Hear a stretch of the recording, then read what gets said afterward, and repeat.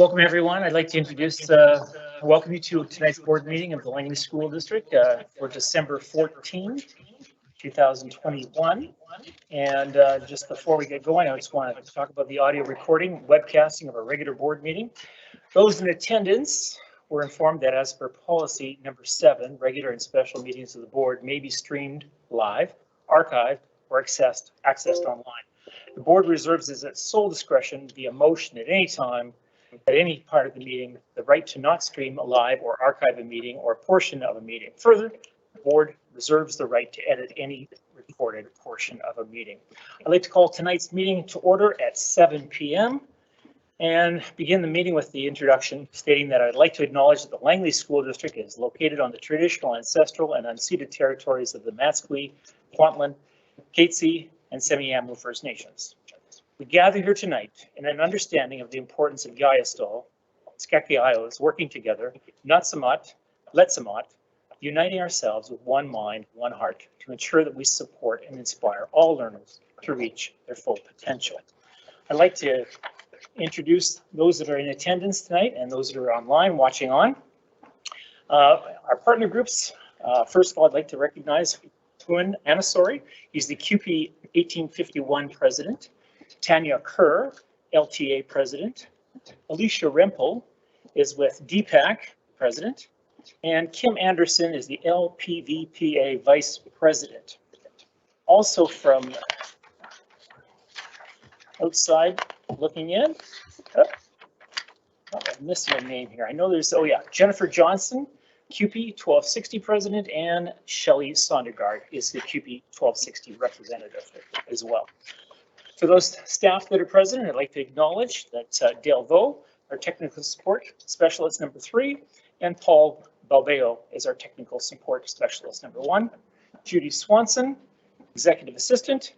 Joanne Abshire, communications manager. Barry Bunyan, assistant superintendent. Shin Chan, the assistant secretary or treasurer. Mal Gill, our deputy superintendent. Woody Bradford, assistant superintendent. Brian Isley, our secretary treasurer. And Gordon Stewart, our superintendent.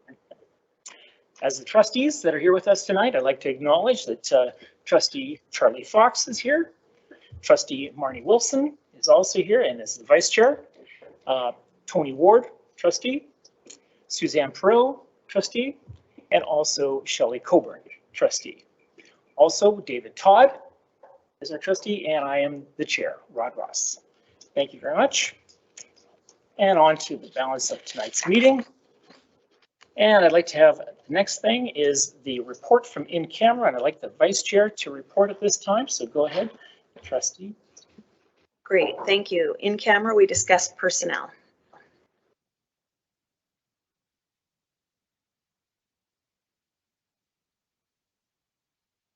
Can I have a mover, please? Charlie Fox, and seconded by David Todd. Thank you very much. All those in favor? And it passes unanimously. Thank you very much.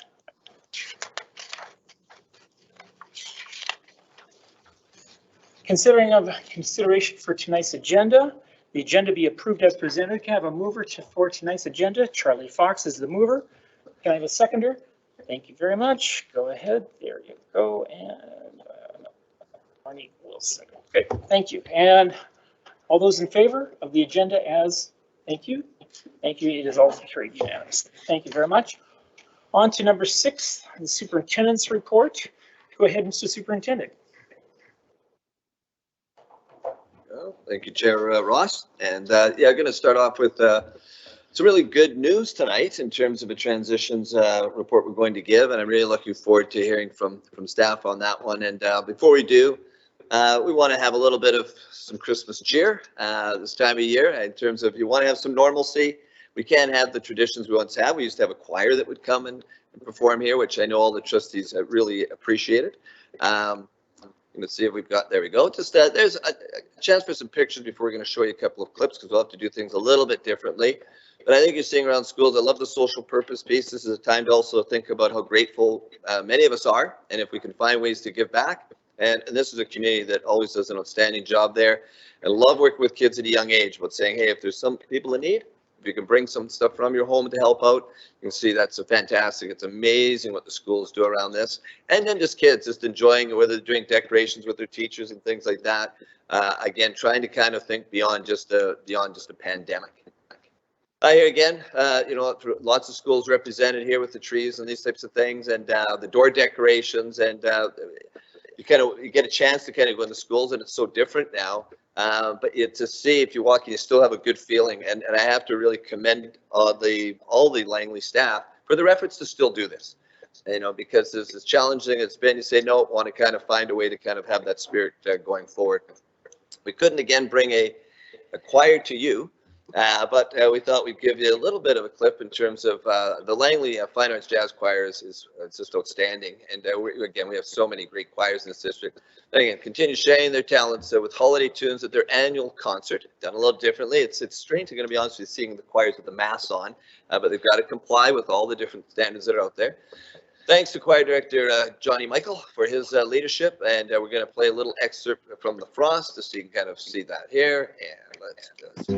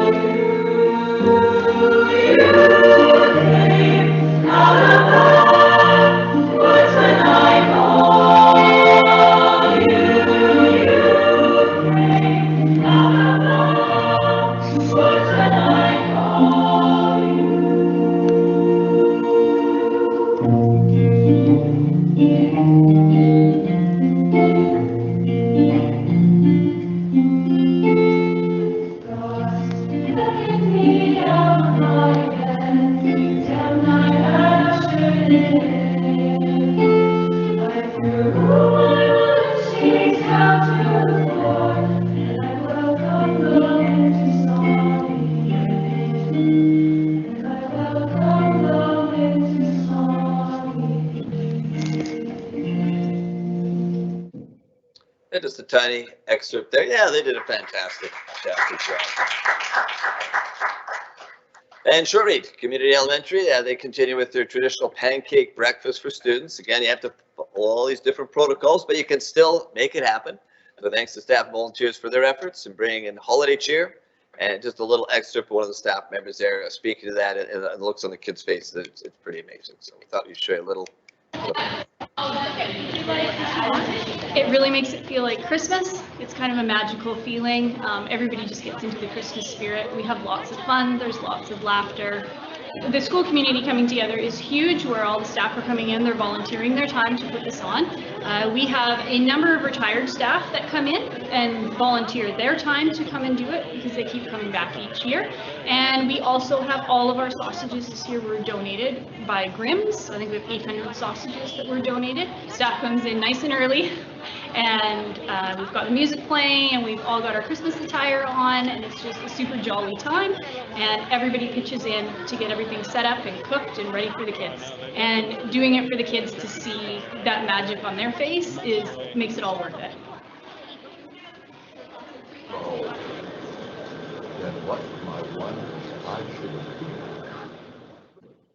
Gotta like it there. The sausages and the pancakes, and kids are happy. Yeah, and I think that's important for you as trustees to see that. Important as parents to know that their kids are going to school, and they can continue to kind of maintain some of those things that are so important to them. And I think you also always want to keep perspective. You think about what's gone on around us, and it isn't just the pandemic. We've had the heat waves and the recent cases of the flooding that really hit so many parts of this province, and particularly, again, our neighbors right just in Abbotsford and Chilliwack and through to Hope, and just the devastation that's taken place there. And again, time to be grateful. Langley, really, for the most part, we did have some flooding with the Necomeckle into people's places, but for the most part, boy, we were very, very lucky. But what I appreciate also with our community, we've reached out to Abbotsford, Chilliwack, Hope, and we've continued to do what we can to support them. And I am in communication, and so is Deputy Superintendent Mel Gill. And they're appreciative of those efforts to say, hey, what can you do to kind of help us? And it also, what's amazing today is the technology that we have and the quick response to anyone who looked at the Coquihalla. Like, I looked at that and I had to think to myself, there's no way they're opening that till spring. I mean, it was absolutely destroyed. And to see, again, how many people rather working around the clock in terms of being able to address this, that they're now talking, it might even be open, by the end of December, first week of January. Like, that's amazing. But I think also there's skills there involved, folks. Those are grads. Those are, people that went out and went into various trades to be able to make a living and are getting behind that. You think, again, the modernized technology we have that you have to be able to utilize to address those things, and the speed that they've done that, there's not a chance you do that 30 or 40 years ago. I don't even think you do that 20 years ago. And I think that to me is impressive on two fronts. The power of education, the power, willpower to go through things, resilience, what people have to go through, and social purpose. Rallying behind those in need, and I think we want to keep, especially this time of year, all those things in mind as we go forward. The other part I have to comment on, because it continues to be out there in so many different forms, is the COVID-19, and I just a few comments as we go into the holidays, and to let you know, as trustees, we're putting out a newsletter from myself out to the community on Thursday. Joe Abshire, Communications Manager, outstanding, is putting that together, and it'll be addressing these things.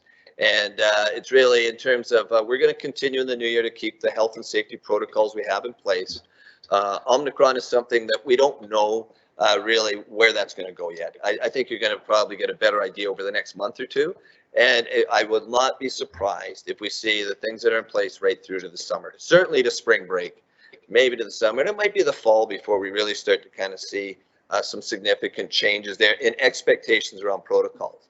I think going forward at Crystal Ball, I think you're going to see teachers, you're going to see some kids, some families that are just going to continue to wear masks. That's just the way they're going to feel comfortable in terms of interfacing with the world. It's a new world, and that will be something we'll need to address. I think you're going to have people far more conscious if they're ill, staying away, so they're not spreading this illness around others. The social distancing piece, and physical distancing, I think you're going to see things like that we could see in place for quite some time. And so we're not out of the woods yet by a long shot. I mean, but it's much better than it was a year ago. A year ago, you couldn't even have gatherings in your home at all around Christmas. Everything was off. You weren't going to hockey games, nothing. You went to sports, forget it. So we've made progress, but there's still a significant way to go. And that's been, I've talked about it with staff a little bit around the COVID fatigue. It's out there in the community. That's why, again, we're going to try to put as much of a focus on tonight on the good news, but we have to acknowledge that obviously it's there. The K-5 vaccine availability, you're looking at, we don't know, this could be a bit of a game changer too. Lots of families out there, this is going out there trying to kind of get appointments, get their kids vaccinated. All kinds of implications there in terms of what that could do in terms of making a difference. We certainly encourage vaccines within our district. We'd like people to be able to do this if they can. School notifications, those will continue. I will show you they have gone down significantly. So again, that's good news. But likely the first week into school in particular, they'll continue to put those on out in terms of just to let people know if they've been in a classroom where there's indeed been a case. But again, it's been a good news story. The international travel one, folks, I think really need to look into all the regulations around this. There is a particularly, for example, Mel Gill and myself were chatting yesterday, and I'm thinking, hey, you're going to have families going down to Disneyland. And kind of, they're going to go down, they're going to spend a week there and come back, and all is good as long as the parents are vaccinated. No, if your child is not vaccinated, not once, twice. So how many kids are going to be in that category? I don't think any.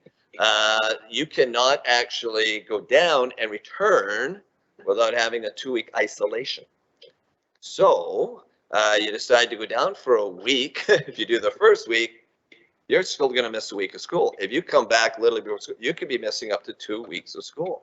So what we're going to be encouraging folks is if they're going to embark on any international travel, you better do your homework, because having experienced this myself personally, it is very complicated in terms of just getting on the plane and getting to your destination. the rules continue to change, and then you have to get back. And again, the whole testing process and all the rest of it. So we are going to put links there, but we're really going to be saying to families that this could have a significant implication on your child should you wish to do this.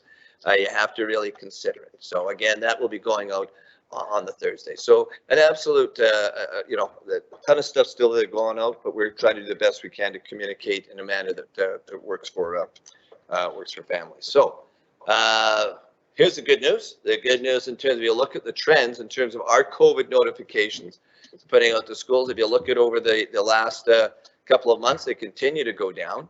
And you look at in terms of whether September moving into October, and then you see the big drop really in November, 88 cases there.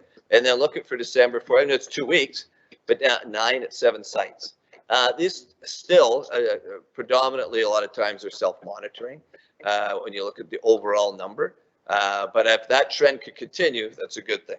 And again, we still don't know the impact of the Omicron in terms of what that's going to happen there. So before we launch into a report on transitions, I thought I would, again, I think, Ross, I don't know if you have to accept the verbal report first, and then we can, and I'm more than glad to take any questions in terms of activities you're hearing around schools or around the COVID piece.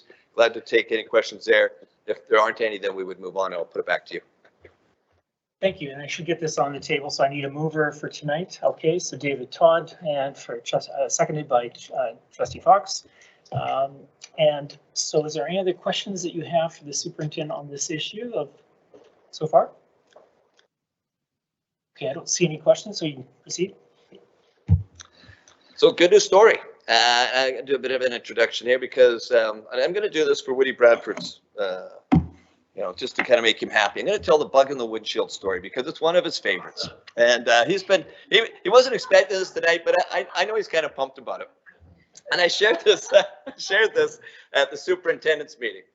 And I was sharing, as I've been retiring, going through that whole process on that, I had one where I was nice little send off from lots of folks, and it was kind of trip down memory lane.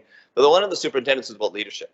And I wanted to share a few nuggets. And I shared with them this story of an individual that I managed to sit in their session just at the start of my career. And he's talking about him and his wife are driving to Banff, and they're heading along the road there. And there's this magnificent, absolutely incredible vista in terms of the scenery. And bug hits a windshield, and this guy is spending his time. He's trying to wipe it, and the windshield wiper's going, and he's spraying water and everything else. And she loses it on him. She goes, "What are you doing? You're spending so much time focusing on that bug that you're not noticing this incredible surroundings around you." And it was a real reminder early in my life how we continually get focused on the distractors, I call them. And they can get you down and make you very pessimistic, and you lose the big picture. And so we could spend all of our time just talking about COVID. I mean, it is the big distractor. We could find something negative every day we could fixate on. And what does that make you like in terms of your own personality? And what do you miss out in life because of it? And I think here, when I think back to this last couple of years, how challenging it's been, despite that, you have a school district that continues to perform in terms of an outstanding manner. And right across the board, whether it's literacy, numeracy, transitions, you name it, in terms of the work they're doing. And I think tonight, our community really needs to hear that. They need to hear in a time with COVID fatigue, they have to have their spirits lifted, and they have to not be focusing on that bug. They got to be focusing on what a great place it is to educate their kids in this community. And on that introduction, for the benefit of Woody, I will turn it over to our team to talk a little bit about transitions. There we go.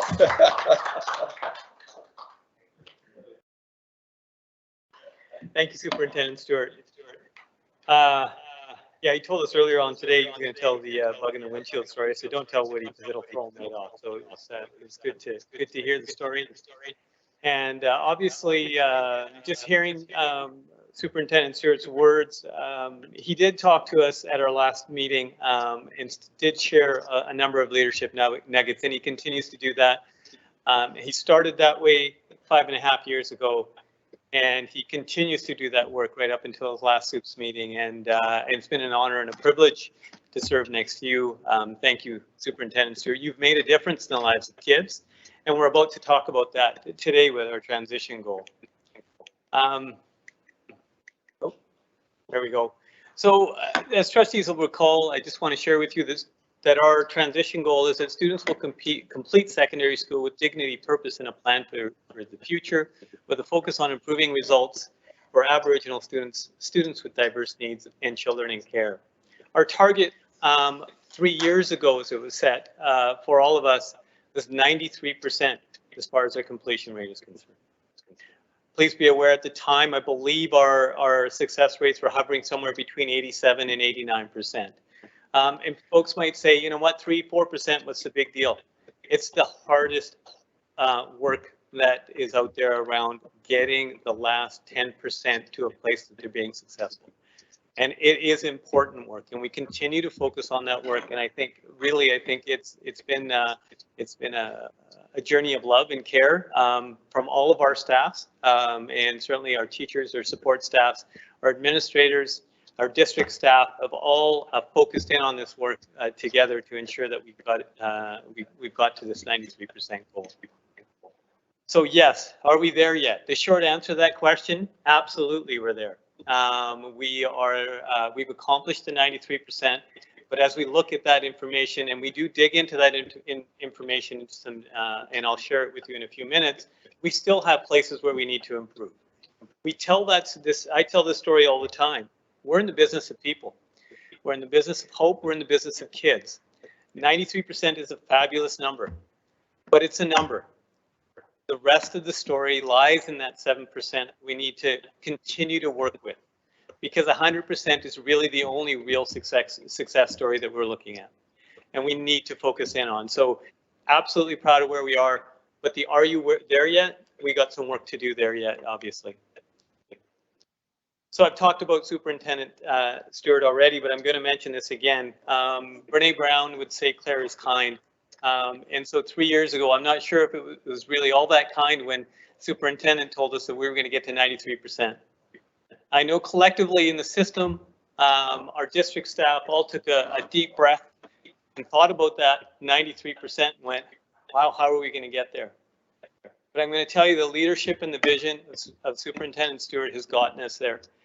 He'll be the first to say that he didn't do the work, and I know that. But he had the vision to say it out loud that we were going to get to a place where we were going to go to 93%, and we all followed because he believed it, we believed it. It had to be said, he said it, and we followed. And I think that, again, is attributed to the leadership that he's put in over the last five and a half years. So what have we provided? Through the heart and the mind, and we talk about this all the time, we provided hope. Hope for students that otherwise wouldn't have had opportunities. I just did a quick calculation over the last 5 years, what that looks like. Over 300 students who have graduated that otherwise would not have graduated had we just maintained the status quo. Had we have just been happy with that 87 or 88%. Not one of us in the system is ever happy with anything less than 100%. But that target, that journey over the last few years has certainly provided a whole bunch of hope to a number of students, and we continue to work at providing that hope for more students in our system. How do we do that? We've done that through this framework. It's been the work the document that shaped our work over the last few years. Started by Suze Hoffman in her work about 7 years ago. This is the document that we continually go back to and we refer to when we're looking to move our system forward. We believe in this document. We believe in the words in that, but more than that, we believe in the people that work with our students in our schools. And that's the team that's been created over the past few years. The team of believers that really do focus in on what's best for the child. And that team, again, has been put together and led by our superintendent. And again, it only can be led by somebody who has the courage and passion for students in making a difference in their lives. So where are we? We're the blue line as far as our 6-year completion rates go. The orange line below, that's the provincial rates. And I realize that the numbers are skewed because it's a skewed graph, but I really wanted to highlight the fact that that top line sits at 93% right now. Last year we set about 92.9. This year we've hit 93.1, and we're darn proud of the fact that we've got to that place already this year, or at the end of the 2020 year. So if you look at the graph, shows us the actual numbers and the comparisons over the last few years, and you'll notice that, you know, if you go back that 5 years, we were about 87%. And we've, through an establishment of some fantastic structures, some great staff, some amazingly hard and difficult work, we've got to the place where we needed to get to so far. But again, I think I shared this slide with you last year when we were talking about transitions as well, that we need to own our story. And owning our story means that it's more than just the numbers. It's more than just that overall 93%. We have more work to do. It's highlighted by, first of all, the Indigenous student results in our district. Better than we were last year, for sure, but not there yet. Again, I'm going to point out the orange line is the provincial line, the blue line, the solid line is the results that we have. And I wanted to include in this information where we are as far as the rest of the province and the rest of the district as well. And that's the dash line above. That gap is too big. There shouldn't be a gap, and that's the work that faces us in the next steps that we're moving forward. So you'll look from 2019, 2020 to 2020 to 2021. There's been almost a 7% jump in success rates in Langley for the Indigenous students in Langley School District. Looking at where the province is, they're sitting about 8% below as far as overall success rates. But we're not going to hide behind those numbers around what it looks like for that 80%. Great number. But take a look at the non-Indigenous numbers for Langley School District. 94.6%. So that 13 or 14, 13.3%, whatever that number is a number that we focused in on over the next few years. 6-year completion rate for our diverse students as well. Not as dramatic as far as the growth over the last few years, but certainly we've had growth in that area. And again, attributed to the work that we're doing together in trying to get to a place where students are being successful and graduating with their dogwoods. Again, over on top, the dashed lines are the rest of the province and the rest of the students of Langley District. Again, I'll tell you the gap is too large. However, something to celebrate. We continue to grow. We continue to do better. Not where we want to be, but continue to do better. And taking a look at the column on the right for Langley for non-diversibility students, almost 97% of our students are being successful. Obviously, we know where we need to focus our energies. For our children in care, you know, again, a small number, so you have a bit of you have lots of movement up and down in this area. But during the 2020-2021 year, for our 6-year completion rate, we're at 79%. Again, well above the province rates, but we're still working at that for sure. Where are we going next? I think, you know, and we've been reminded over and over again by trustees around the work that we need to do around intersectionality. And what is that? We're looking at students who are defined by more than one of those categories of either Indigenous, diverse learners, children in care. We know who those students are. How are we desegregating that data? How are we providing services for those students that's different than all the other students? Because we know when we look at our data that those students are most likely not to succeed in our district and in any district in the province. We have to continue to find innovative ways to support those students, and we'll continue to do that work together. And again, that's part of working together with our LSS department, our instructional services department, and then making sure that we're doing that work at the school level as well. Good news, moving forward, our first-time grad rates, looking at Langley School District overall, and before I move on here, is dramatic when you compare the difference to the rest of the province.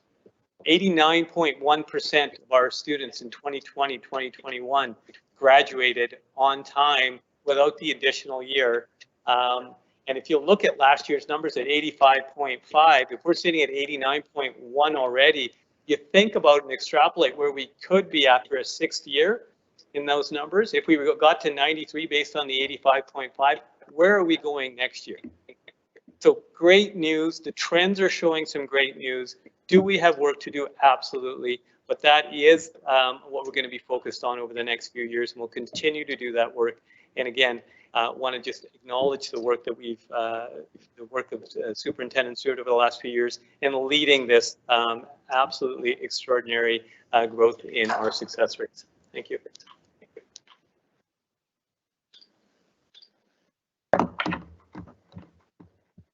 Thank you, Deputy Superintendent Gill. In terms of looking at the measurement, looking at the vision, the team that we've been able to establish over the last number of years to do the work has to be done in a way that there's a clear pathway in terms of being able to take on the responsibility of setting the goals and following through on those goals. Our superintendent has been very clear in terms of the work we've needed to do as a team, and he's mapped it out for us through different frameworks that have allowed us from the systems level to take it to the school level, to take it to the district level. The two guiding documents, our strategic plan, our Aboriginal Enhancement Agreement, have been wrapped around the work that we've been doing to really shape the pathway. So when you think about the horizon that sits in front of us, the pathway was really clear in terms of what we wanted to do, and no bugs were going to get in the way of the work that we had to do to be successful.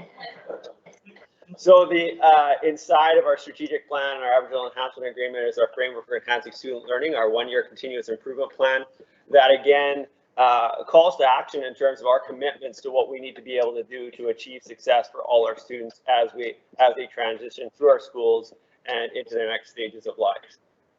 When we think about the maps that have been created, starting at the systems level, this is our continuous improvement plan. So thinking about the professional learning that we need to do as educators within the system to enhance the skills that we have and the resources we need to be successful with the students really speaks to the work we've done in Langley over the past few years. And again, clear in direction and solely in our school, starting with the balance of the heart and the mind in terms of what we do with inside of our classrooms from a systems level approach. So ensuring that we have the social emotional component within and solely in our schools, the systems and structures and the instructional practices to be successful as professionals, to individualize and personalize the learning for each of our students, their choice and flexibility.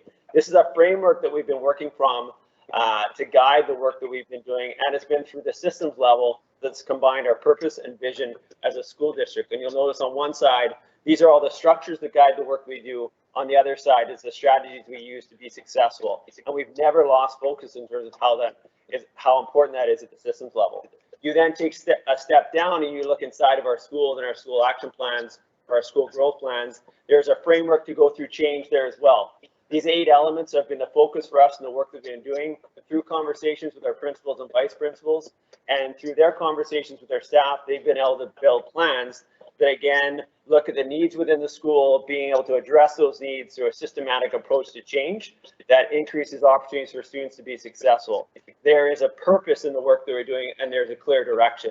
And then if you take it down one step further, you go inside of our classrooms to ensure that we are actually guiding a pathway that our students are going to be successful, to prioritize things that are the most important skills in literacy and numeracy and social emotional learning. So prioritizing outcomes, what do we want students to learn, and figuring that out collaboratively together as we do that work as professionals at each of our schools, and then using common assessment and having discussions, meaningful discussions around how do we know our students have been successful with those outcomes, and then if they haven't been successful, how do we respond, not just a single individual in our classroom, but collectively as a school, so that those students are going to be really successful as they go through the system. And then what do we do if they already know those outcomes, and how do we provide opportunities to enhance and enrich their experiences? So from the systems level to the school level to the classroom level, there's been no wavering in terms of what we need to do as a school district to be successful. The path has been clear under the leadership of Superintendent Stewart in terms of what we've done. We've been able to have success, and the numbers speak for themselves in terms of what we've been able to do for our students as they transition through our schools. And there's clear evidence in that. And we are going to share 2 stories with you tonight, 2 examples of practice that are phenomenal and showcase the ability of a family of schools to wrap around each school so that it's not just a standalone building, it's a family of schools working together. And then a success story of how do we create flexible and connected environments for different pathways that may not be traditional in a K-12 system, but provide unique experiences that carve out ways for students to be successful in their own personalized way in their environment. And these are 2 stories that speak to the thousands of stories that are being created in our school district every day to push and continue to push to get to that level of 100%.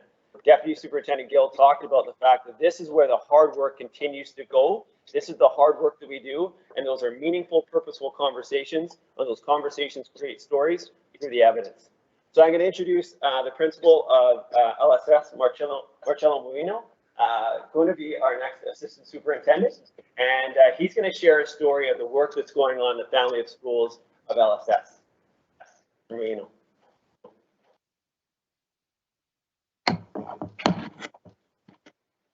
Thank you, Assistant Superintendent Bradford.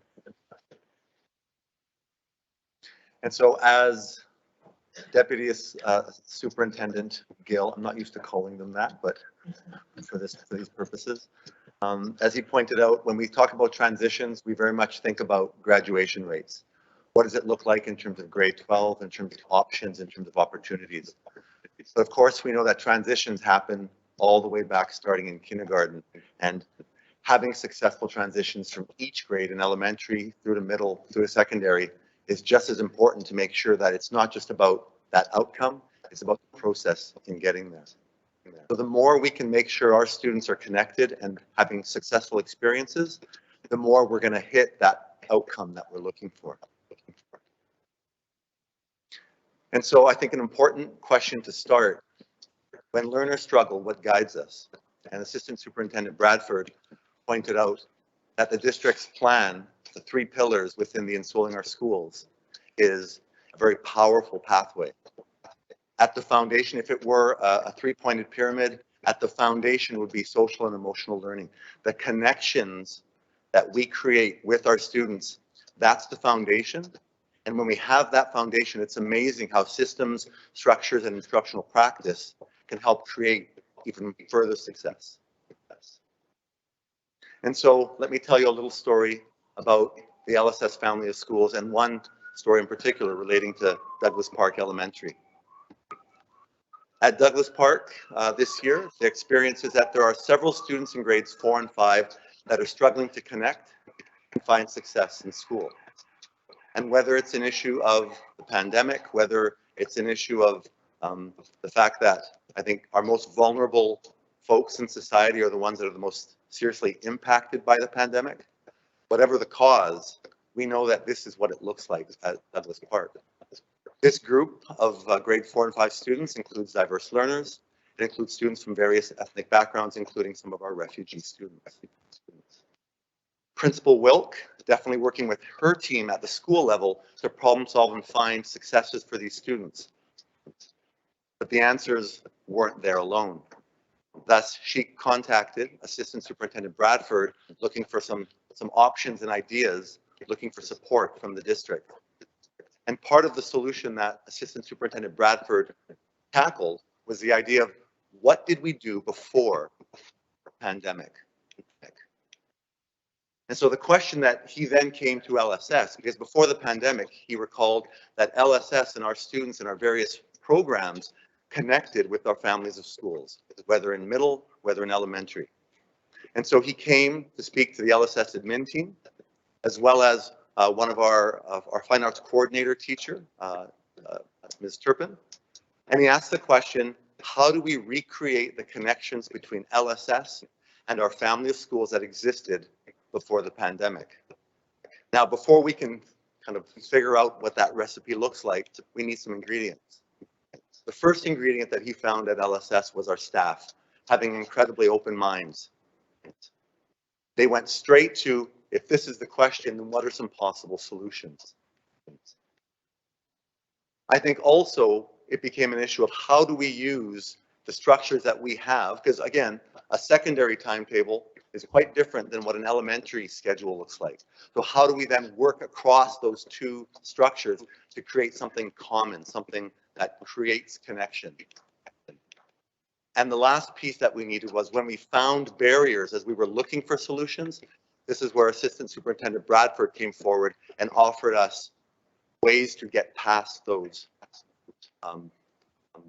issues that got in the way.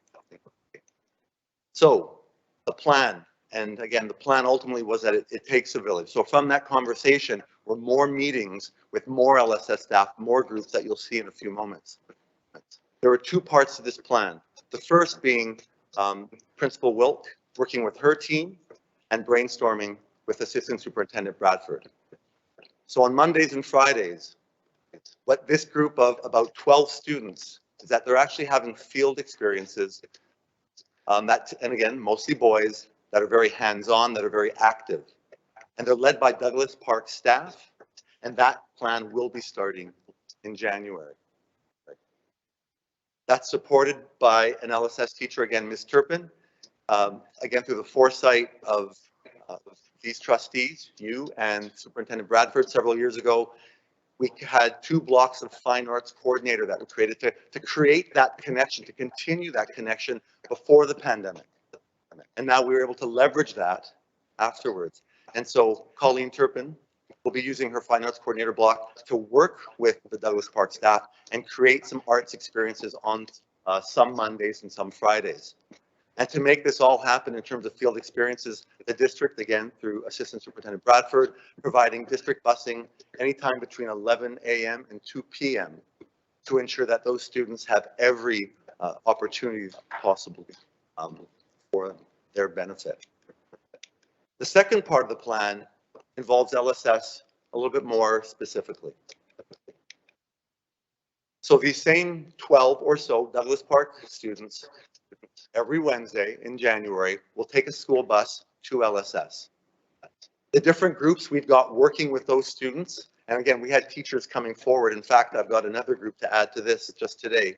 But we've got our ELL students, our Careers 12 athletics class, our AVID students from 9 to 12, and just today, you may recall the Soccer Academy, which starts in second semester for the very first time, said they can't wait to also connect and be involved. But of course, we couldn't wait till January. And so full credit to Principal Wilk and her team. We actually had Erin Florco, our Careers 12 athletics teacher, bring her students using the bus again to Douglas Park in territory that was familiar to them on their home turf to help start creating those connections. Very grateful to the Douglas Park admin, again, Principal Wilk and her staff. They planned various activities to start that process of connection. And they started climbing. You can see them talking, working together, collaborating. You see, again, during activity, they're allowed to bring the mask down, just for clarification. And of course, we see a lot of fun happening. And of course, the whole event, you know you're going to hear it, was a slam dunk. Grown, grown, grown. Thank you. So it's not so far so good. So far so great. In fact, we knew within 5 minutes of them arriving that things were so far so great. When Erin Florco, the Careers 12 athletics teacher, texted me, "Thank you, thank you, thank you. Been here for 5 minutes and it's already so powerful." We then had Principal Wilk send a text later on to the group chat. "Amazing start today. The LSS crew were awesome. Big kids and little kids grinning ear to ear. They played Getting to Know You bingo, participated in a student-led tour of the school." And again, remember, these are students who are struggling. They're the leaders now. And of course, they played basketball in the gym. The connection was powerful. This is the start of something special. Thank you for everything you guys have done to help dream this up, support it, and bring it to life. Big shout out to your LSS crew, Marcello, and I'll add big shout out to Assistant Superintendent Bradford for bringing us all together in the first place. And of course, the evidence has to include quotes from the students. Absolutely. This was the best day ever. This is epic. I don't want to leave. And the last one, that was probably the best day of my high school career. And if you haven't figured it out yet, these quotes were not from the Douglas Park students. These were the LSS grade 12 students. And so just when we thought it was all about the grade 4 and 5 students, all learners, right? And so going back to that question that we first had, when learners struggle, I think the first answer is, and we've seen this, it takes a village, or in this case, it takes an LSS family. Because again, as we've heard over and over again, every single child matters. And so I look forward to future success in January. I know that they had their second meeting already last week, and there was a bit of a snafu with buses for whatever reason. They came a few minutes late, but the Douglas Park staff, they got the kids into cars, drove them to LSS. And the activities that, my first question, there were different students, were they still connecting? Absolutely. The ELL students this time stepped up, and then in the second half, they reconnected with the athletic students. And of course, for tomorrow, they've got the gingerbread house decorating challenge happening. So you know that next day will get even better. So thank you. And at this point, Principal Travel.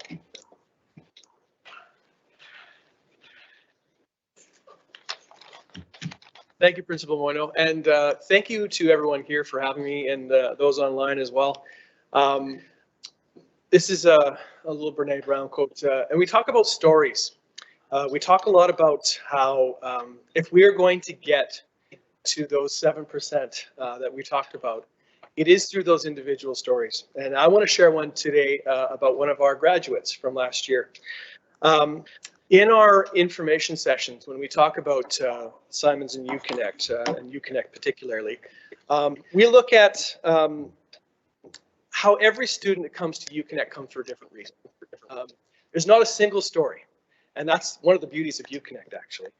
You know, we have high-level athletes, we have actors, we have kids that whose parents want to have a little bit more connection with them and have that that time that they're so precious. We also have a lot of students that struggle in the regular system. And simply put, schools with hundreds or thousands of kids and having to interact with that just doesn't work for them. So in our programs where we have basically a blended program, a couple days a week, the kids come in. We have optional Wednesday learning where they can do different activities. Smaller class setting, much more connected. We get to know them, and we actually start from the very first thing. We actually bring them in. We have a conversation, 30 minutes. We just say, tell us about you. What do you need? What is it that's bringing you to us? And those stories start that pathway, and it's powerful. Because every single staff member knows those stories. And so today I wanted to share with you a story, and I actually want to read a little passage for you as well. The story I want to tell you today is the story of Jacob. Jacob came to UConnect in grade 8. He was struggling in grade 7 in a 5-day week program. He was shy, had lots of challenges interacting with his peers, didn't want to go to school. So Jacob was with us for grades 8 through 12.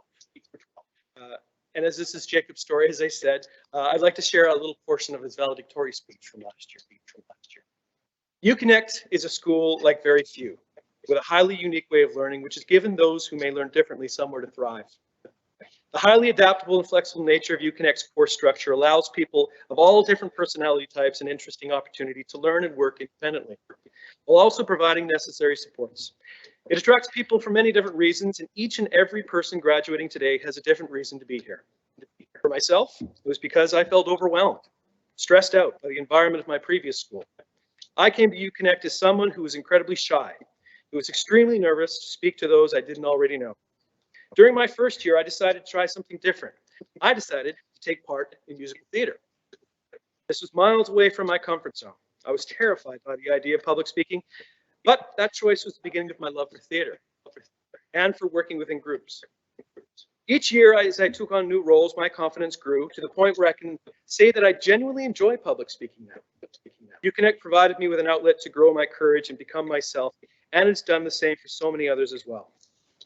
This is what makes UConnect so great. It provides so many unique opportunities for our students to thrive while maintaining a positive and supportive environment. At the root of this environment is the extraordinary staff. Everyone at UConnect works in harmony to create an excellent learning environment where everyone feels safe and included. One of the things I talk to our staff about every single year that we come together, we talk about hope and opportunity. And I'm glad there were references tonight. Without those two things, we lose kids. And ultimately, that's a question I put to my staff. How are we providing the hope, and how are we following that up with the opportunities? When Jacob began with us, he was quiet, had a hard time connecting with others, and didn't feel like he belonged. Over the course of his time at UConnect, Jacob became a leader of our leaders. And even though he had a lot of different adversity, he actually had to take a year off and go online, which our program allows, because of a very serious health illness. He was able to continue to achieve a 98% average. This would have been challenging at most schools, but UConnect style of flexible learning helped him find success. While at UConnect, Jacob also took part in the Langley Fine Arts Theatre internship, and from there secured a job at the Chief CPAF's Theatre in their tech department, where he actually still works today. This year, Jacob also continued his studies at the SFU Beatty School for Business and secured a $27,000 scholarship through his work and efforts. So Jacob's story of success is a story of many things. It's about his passion for learning, about as many support structures that he has, both at school and at home. And it's about finding a program that fit his needs. UConnect fits a wide variety of needs for a multitude of different types of students. And we're fortunate that we have an incredible number of stories like Jacob's that continue to inspire us. Gets me there every day, frankly. While some students come to us for a year or two to help provide flexibility in their life when it's needed, some, like Jacob, find a home with UConnect and are able to use this as a launching point for lifelong learning. And it's as principal of UConnect, it is one of those few opportunities that I've had, and I've been with the district for 25 years, that I really get to know those stories, and it's been an honor to do so. Thank you for letting me share that.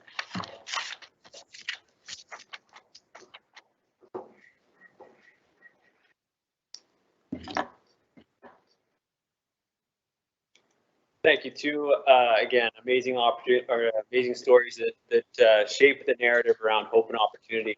The quotes that you see before you really speak to those stories. And Chief Marilyn Gabriel from the Kwantlen First Nations asked us to look for the gifts in our children. So think about the horizon again, and look for those gifts we see in front of us. Then how do we hold on to those gifts and strengthen those gifts as they go through the system?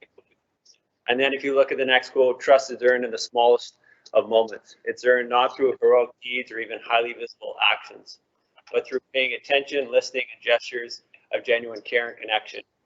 Get out of the car for a second, take a look at the horizon, and then you can hear the sounds of success. Our superintendent has modeled that the entire time he has led us in this school district. It's not about heroic deeds. It's not about highly visible actions. It's paying attention to the small gestures, paying attention to every single conversation. There's not a person in this district that can carry the stories that he carries. And he's committed us to actions over his time as our leader to ensure that we're ensuring success for students, through hope and opportunity. Two powerful quotes from two powerful leaders in terms of the work they've done and continue to do for students. So as we finish our thoughts in this presentation, again, two quotes that speak to leadership. Take a moment to look back to reflect on previous accomplishments and use them as a basis for building confidence and to accept future challenges. This was a quote that came from one of the stories or one of the books that we were asked to read as leaders through some of our summer reading opportunities that Superintendent Stewart put before us. And again, challenging us to make sure that we accept future challenges by reflecting on the past, and he's left a legacy for us to move forward and continue to do outstanding work. And then finally, leadership is not about humility and modesty, not just about humility and modesty. It is equally about ferocious resolve, an almost sole determination to do whatever needs to be done to make the company great for student success and learning. Jim Collins, Good to Great. I read the book a long time ago when I first started down this pathway of leadership, and I had to thought to myself, what does this actually look like? I've been fortunate enough to live this under the leadership of Superintendent Stewart. We all have been fortunate to live through what it actually feels like to go from good to great. If you look back over the time that he was our leader in our district, he started right from the ground of what is the collective values we have as a district? What do we truly believe? How do we come together collectively as a group? How do we see those opportunities in the future and reach for those opportunities? He established the groundwork. And then what he asked us to do, he asked us to look at change. Are we prepared to change? Do we have the courage to step into a change cycle and actually commit to those actions? 2018, he put on the table 93%. That's where we're going. That's what we need to do. And what did he do? He committed us to actions to build skills across the whole system. Every leader was charged with the responsibility of doing work for individual students to commit to those actions. He did that strategically and masterfully through his entire career as our superintendent. It's been truly a pleasure working beside him and for him as he's led this district through a path of success. And again, the numbers speak for themselves. The legacy will always continue in this district, and he's left us with that opportunity to continue to grow and continue excellent things for our students in our school district. My last words are really a thank you to Superintendent Stewart for his leadership over the past few years. Certainly from me, from our leadership team, from our staff, leadership staff in our schools, but most of all from the students. You've always had a passion for students that struggled, that didn't have the same life chances as others. And you've made it a commitment every single day to support those kids. And you truly made a difference. You made a difference in their lives. You made a difference in my life. Thank you so much.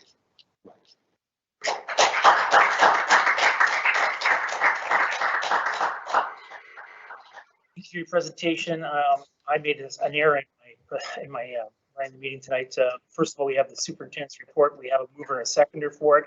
Can I get the board to vote on this? The Board of Education receives the verbal update of superintendent's update for information as presented.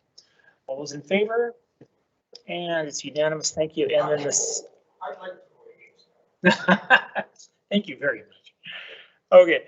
Moving on to 6.2, the district transitions goal, which is what we've just heard. I need a mover for that presentation as well. Okay, Suzanne Perot and Marnie Wilson is the seconder. Thank you very much. The Board of Education receives the report on the district transitions goal for information as presented. Now, we will have an opportunity for questions. The first speaker on this is Trustee Perot, and then I've got Trustee David Todd, and if there's anyone else, just let me know and I'll add you to the list. Thank you. Go ahead, Trustee Perot. Thank you, Chair. Through the chair to Deputy Superintendent. I can do this. Or sister, Mal Gill. First, before I go into anything, I just what an overwhelmingly powerful presentation you delivered on the conversation of diversity, inclusion, and intersectionality. I raise my hands to you. I really have to hold my tears back sitting here being a parent in this district for I don't know, 11 years and working so closely with many of you as a parent, as a leader, a volunteer, and now as your colleague, and watching the tremendous growth we have done as a district on this conversation. It's profound. And I'm very touched and moved by the conversations tonight. I'm inspired by Jacob. I applaud him for his perseverance and his journey towards self. How powerful. I have intimate experiences with UConnect. My kids went there and I lived in that school for 2 years full time because I have children when they were that age, especially one, who really struggled with fitting in the system. And UConnect was one of the reasons why we moved to Langley School District to Langley from Manitoba. We targeted that school for our kiddos, and the profound change it had as we moved through into Stafford and then landed at LSS where our final celebrations occurred. So your work is just profound, and so I raise my hands to you and thank you for that. It's just so encouraging and incredible. I also want to thank you, Deputy Superintendent, for raising that conversation and highlighting intersectionality. It's so important. You know that one's near and dear to my heart, and so I thank you for taking that pause to go, we're looking at this. It's so important. When I look at our vulnerable students who need support in transitions into high school and coming out of high school, we have students who are on a modified program, and sometimes parents don't understand their students are on a modified program, which leads them towards that the Evergreen Certificate of Completion. And so what I'm interested in understanding, and we might be able to address it tonight or not and come back to it, which is also okay, is what are we doing to support our parents and families and students that they understand they're very clear this is where their student is moving towards potentially? And is there a formal agreement or acknowledgement that their student is on that pathway as they come into high school? In the primary years, it's not as critical, but that high school season is pretty critical. And then do we have a clear process to transitioning students who have the possibility to move towards the dogwood? Do we have a path that we're looking at so that gap that we're looking at can be tackled in that conversation where we might be losing some kiddos? So to answer your question, the number of students that graduate with an evergreen from Langley School District actually is not that big of a number, and I think that's quite intentional because we're very careful about who is moved to an evergreen. We are, again, that decision is not a decision we take lightly because it is a piece of the life chance piece and hope and opportunity for kids. Some will absolutely graduate with an evergreen. That's fantastic because that's where they are. But our goal is to make sure that only those students that should be graduating with an evergreen are graduating. So the numbers are, and again, I don't want to guess, but I know they're less than 20 in the district per year as far as that graduation rate is concerned. Now, across the province, that number has been higher in the past, but certainly in our district, it's been a goal for the last, I want to say 5 years to make sure that we're very careful about who's in that place. On that slide, we show those dotted lines for the gap. Right.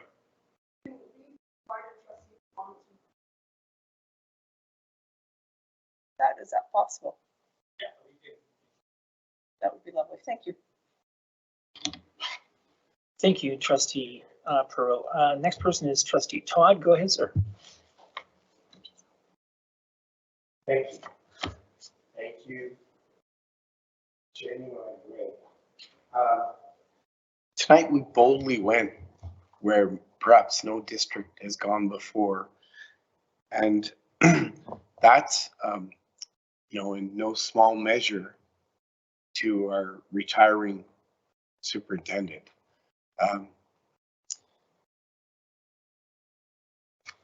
As an educator, when I saw that 93, I thought that is decidedly optimistic,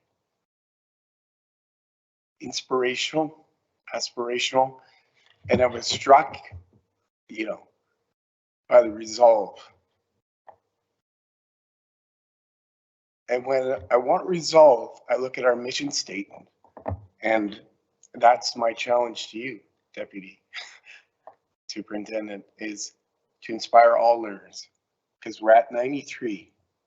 And when we say our goal is 100, that's our goal. I want to thank Principal Trottle for sharing Jacob's story. That was as well so inspirational. Thanks for being curious and brave, and the story about what can we do? How can we change a village's trajectory? What can we do right now? Because we're in the middle of something, and they say pivot is a word maybe don't use much anymore because it's becoming overused. But how can we make a difference in every one of those students' lives? But sometimes the simplest is the most critical. And we know the connection between a baby and his or her mom is it starts right at the beginning. And to create connection for those kids, every one of those students at your school is a role model. And that connection, it's so impactful. And as you say, hope, that's hope right there. So, yeah, relationship is the pathway to success. And that's, we know it. But thank you for your work. And I think you'll try to attempt that one. So with the foundation that we have in place, with the staffs, with the ethic of care, with the leadership that's been provided over the past 5 years,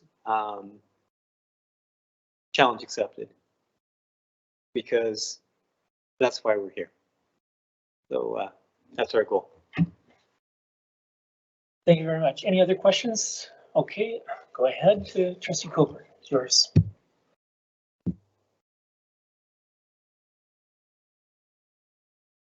I keep pressing it. You keep turning it off. We should figure this out. Yeah, so that was absolutely beautiful and inspirational, and making a hard night a little more difficult. But I actually have a question in there to whatever we're calling you these days, soon to be Superintendent, Super Nintendo, as I will be calling you affectionately. So we talked about the evergreen, and as to Trustee Perot's concern, and it's fair, right? Because, and like you did point out, there's a bit of a stigmatized, you know, there's stigma, and then there's also exclusion based on what that is. But I'm just curious, and you may not be able to answer, and you might not want to speculate, but for our learners who, of the 20 or perhaps, that did receive the evergreen, if not the evergreen, what would they have gotten? What is there for them but the evergreen? Because what's the alternative if this is a stigma or whatever, or is there even a need for an alternative? Do you understand?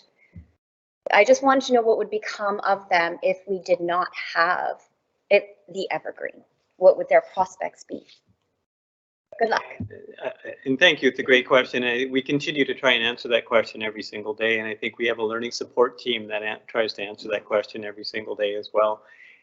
For us, it's really not, and I had a meeting today, and there was a bit of a debate about is the dogwood actually the barrier for a number of our students around success, because we define that so clearly on what skills and attributes you need to have, and whose definition is that really at the end of the day. So again, that conversation was happening. So an evergreen, a dogwood, does that mean that that student's not going to be successful? No, it's the work that we do as a district to connect our students beyond post-secondary or beyond the secondary school, and what opportunities they have to learn beyond our schools. And that work is going on. And I think, you know, when we initially had a conversation a few months ago together, one of the conversations that I had with all of you is that transition beyond grade 12 is the work that we need to focus on as well for all of our students. So thank you, and it'll be work that we continue to do. Thank you. And my final comment that I wanted to make on this is that the proof is in the pudding. And what a great pudding we have. It tastes great, looks great, smells great, it's wonderful. And I just think that we need to get those stories on our websites. Jacob is, of the real world, and he's at BD School of Business, and wouldn't it be wonderful to have his story on your website? I mean, I just really think that those kind of stories certainly are powerful. They draw others to us, but they give us all hope. And your comment earlier on about being in the business of hope is very powerful. And so I want to thank you. I wrote that down especially. So trustees, no more comments. We will ask the question, call the question at this point. I have a mover and a seconder that the Board of Education receives the report of the district transitions goal for information as presented. All those in favor? And it carried unanimously. Thank you. On to number 7, the Secretary Treasurer's report. Budget process and timelines 2021-2022. And would you like to take this on, Mr. Bisley? Thank you, Chair Ross. Every year we go through a process with the board of preparing a budget, and every year in about this time bring a plan and a document that is in your package on the process of that, how we do that. There are a few changes to that this year that I'll highlight as I go through. I'm not going to go through in detail all the stuff in the plan, but I did want to go through kind of the timeline and some of the items that we'll be covering off as we go through it. As usual, The budget for the next year is really started with the preliminary budget, sorry, the amended budget for the current school year, which is staff has been working diligently over the last couple of months, and we'll be bringing to trustees for their first look at that proposal in the finance facilities meeting in January. Some of the work that's been done over the last couple months, staff have met with the central departments and worked with the schools to build their budgets. Those are pretty much complete at this point. And we are working through some of those amended budget changes. The big one, of course, is contingent on the recalc that is announced by the ministry, which will be coming out on Friday. There aren't expected to be surprises, but until we know that definitively, we can't really go too much farther, which is why we usually bring it to you in January with that recalc amount and those kind of changes. And then at the February meeting, we'll bring that amended budget to the public meeting for the board to do the reading to the approval of those. At the same time, we also start the preliminary budget process, which will start in January as we start to have our meetings with our stakeholders. And this year we're going to do something new. We are going to do a public budget survey. It'll be just a few questions that the public can then get in their thoughts or suggestions early in the process. We've always done a budget open house, but that's more at the end of the process. So thought it would be good if we did something with the public at the beginning. So this will be something that will obviously adapt and change as we go from year to year. It'll probably start off as a very simple 4 or 5 questions and some demographic information so that we can do some of that. And Assistant Secretary Treasurer is working with that, and we'll be working with our Joe Abshire, our communications manager, so that we can do an online survey for that. The big piece, obviously, for the preliminary budget is the funding announcement, which comes out in March of next year. And then basically working through February and April on the central cost centers. In April, we put out our budgets to schools for them to do their balancing of their budgets with updates to the board, obviously, all the way through February, right up into May. With the reading of the first and second scheduled for the public meeting in May. After that, we would have that said budget open house where the public can then come in and ask questions and do as such. We've had to do that virtually the last 2 years. Whether or not that is going to be forced on us again this year is to be seen. Hopefully that isn't the case, but we will adapt as we have constantly throughout this process. With whatever the rules allow us to do with the third and final reading of the budget at the June public meeting so that we can meet our ministry requirement of submitting a budget by the end of June. So that's my update. And I just realized I didn't actually advance the slide for the second part. So my apologies. But if there are any questions, I'd be happy to answer them. Okay, thank you. A number of questions here. I've got Trustee Todd and then Trustee Fox, and then on this side I've got Trustee Wilson and also Trustee Tony Ward. No, okay, just those. Okay, go ahead, Trustee David Todd, please. Thank you, Secretary Treasurer. Through the chair, first and foremost, we're always thinking the focus is on student achievement, and given that the pandemic has impacted students' learning around the continent, and although anecdotally we're starting to see that BC was one of the lesser affected because we managed to maintain schools throughout this pandemic for the most part. We had that initial 2-3 month closure and then we started schools up. And we know that last year there was, some extra finances or resources given to do that. And again, it's a speculative question, which I generally don't like. Do you see, is there a likelihood that, again, there will be targeted funding to deal with the effects of the pandemic and the learning gaps? If you're returning to targeted funds from provincial or federal, it has been far too early for them to make any types of comments on that. usually the earliest we hear anything on any kind of commitment on funding for the next year is in that March timeline when they do the operating grants. And even at that point, they don't necessarily do that. Even this year, the funds that did come were announced in May and June. So it was even later than the usual March number. So at this point, I couldn't even dare to speculate. Thank you very much. Okay, on to Trustee Fox, please. Thank you, and thank you for that. My question is, again, we focus on student achievement, and we haven't seen over the years a particularly large increase in the per capita funding per student on a regular basis. Are we ever going to see where it's still 7,000 plus a few dollars per student? Are we ever going to see that increase? I realize there's targeted funding and it's all part of the big picture from the government's perspective, but from a trustee's perspective, when we're trying to plan, we try to create priorities, we try to fund programs, fund initiatives. It would be much better to have a more solid funding right at the upfront end of the budgeting process, as opposed to waiting for targeted funding after everything's in place. Any thoughts on that, or any chance we might see an increase?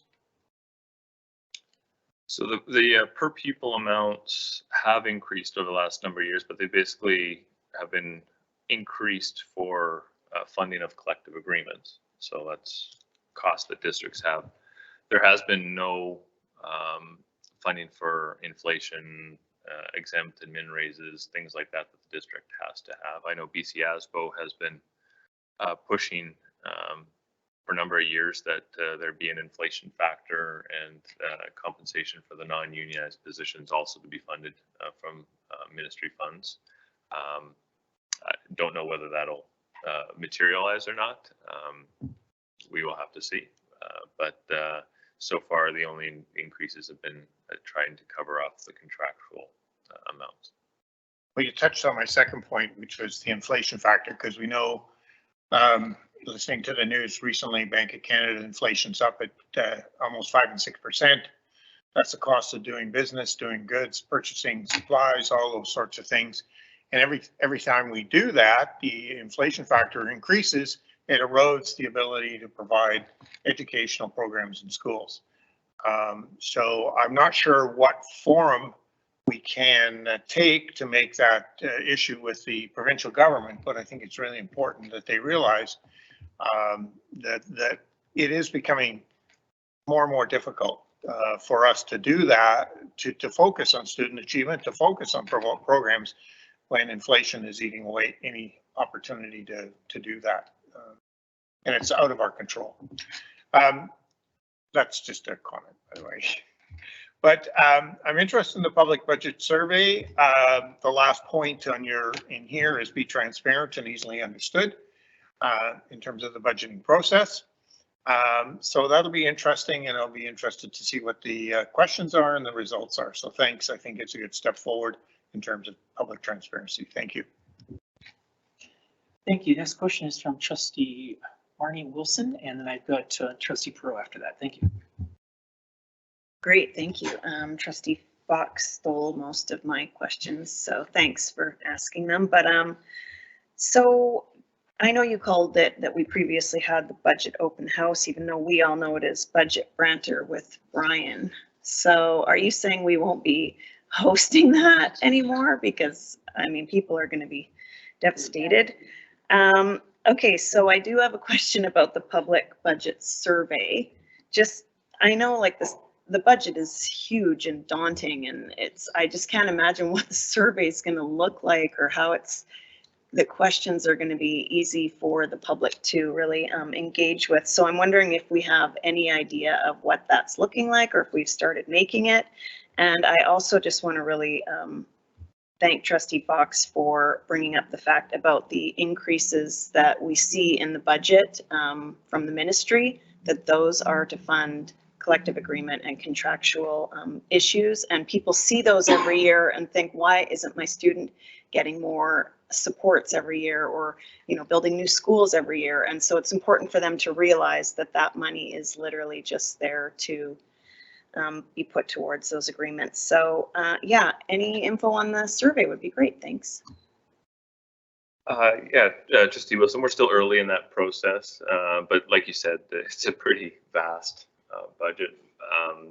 I thought we would focus on a couple things. I thought we would start doing some almost like a multiple choice. You know, what are your priorities, and list sort of certain things, and do broad categories just to get a feel.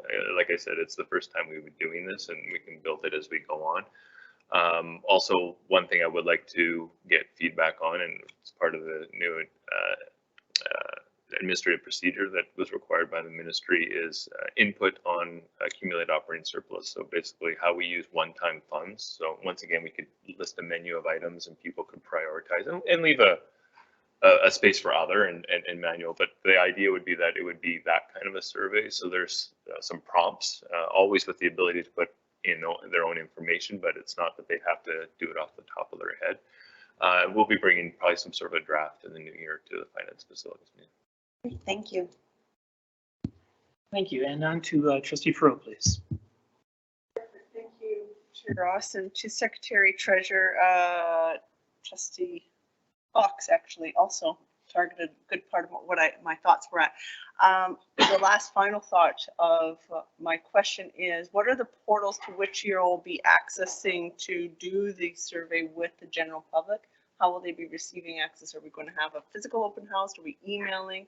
Is there a link going out onto our website and then an invitation? What are the different ways we're looking at that?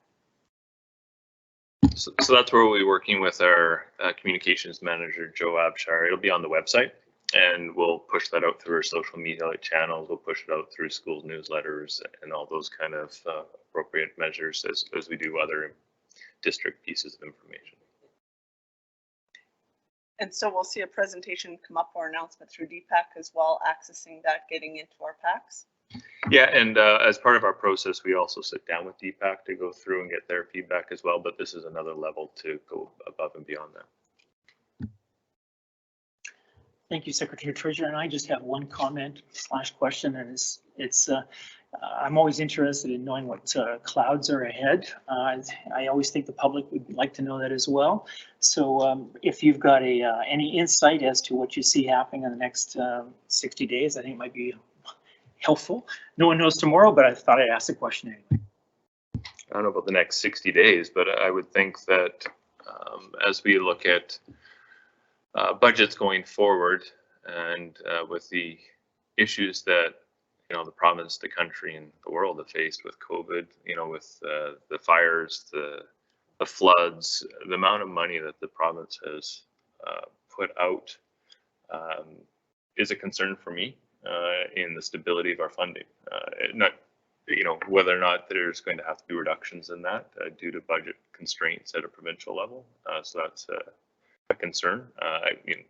Nothing's been said at this point, but when you start looking at billions of dollars that have been spent and deficits growing daily, at some point that has to be dealt with. And I think people have learned through the pandemic the importance of education. So I would hope that that would be one that would be a big priority for this government and would continue to be funded. But that, I guess, would be my big worry, is that the belt gets tighter going forward. It's always a concern that the good times are coming to an end, apparently. So anyway, thank you very much. I do need to get a mover and a seconder for the budget process and timeline. So can I have a mover, Suzanne Perot, and a seconder will be from Marnie Wilson, and then I'll bring it to the board for a vote. That the Board of Education approved the budget process and timeline 2022/2023 preliminary operating budget as presented. All those in favor, please. And it is unanimous. Thank you very much.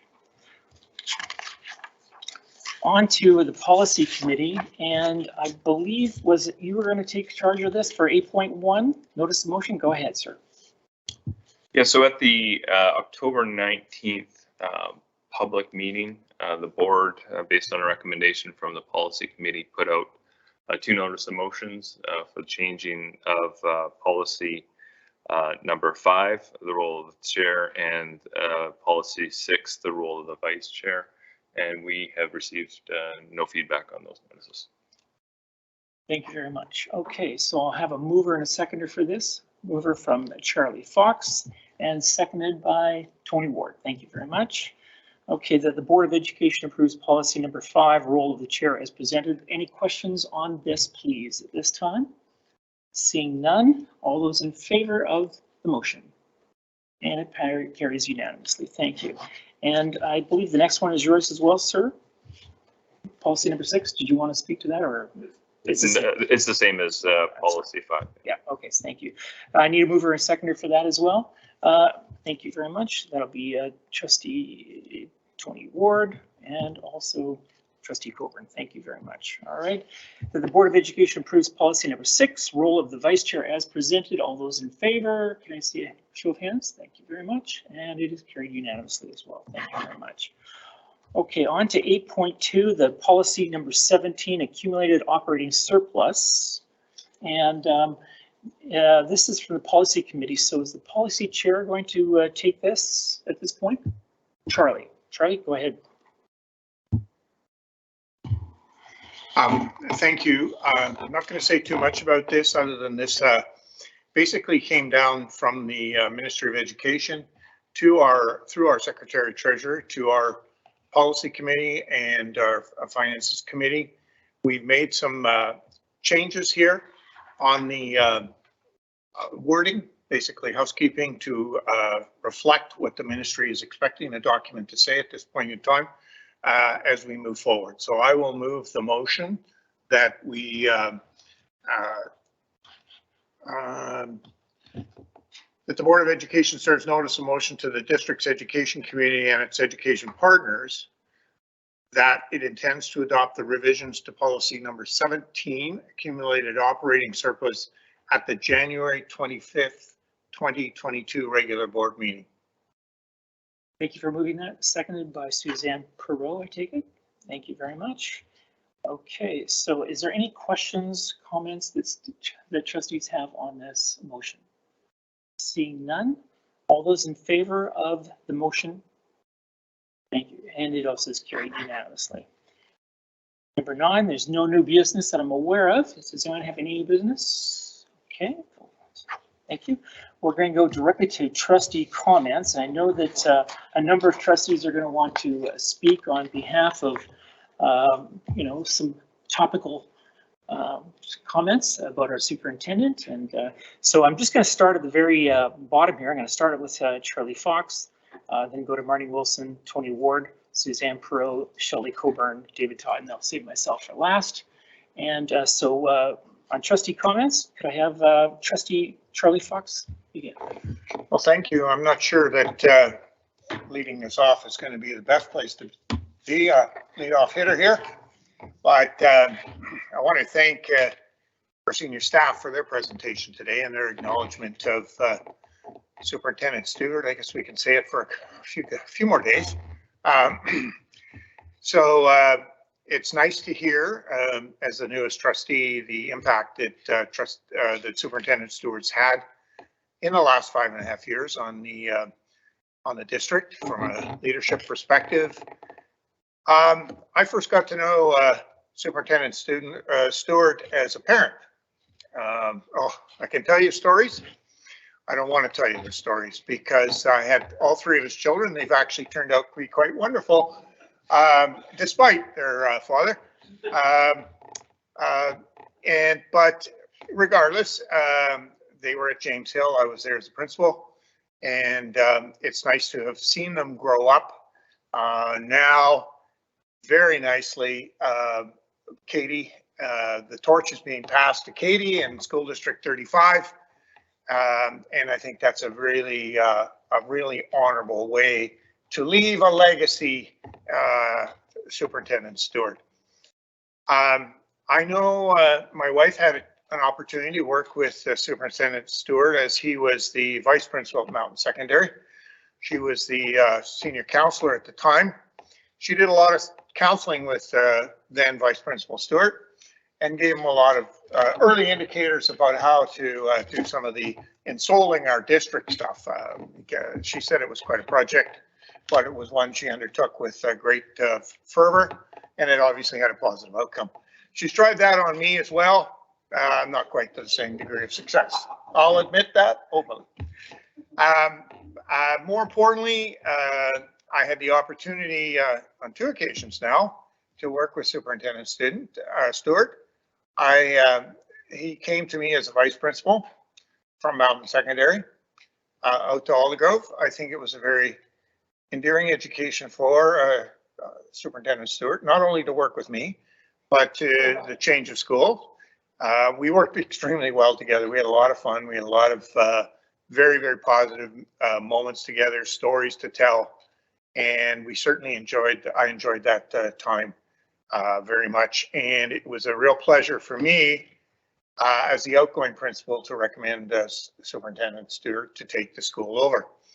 And in fact, over the years, I think I've written 3 letters of reference for Superintendent Stewart, and it got him to the top rung. So there you go. I'm not sure that was the reason.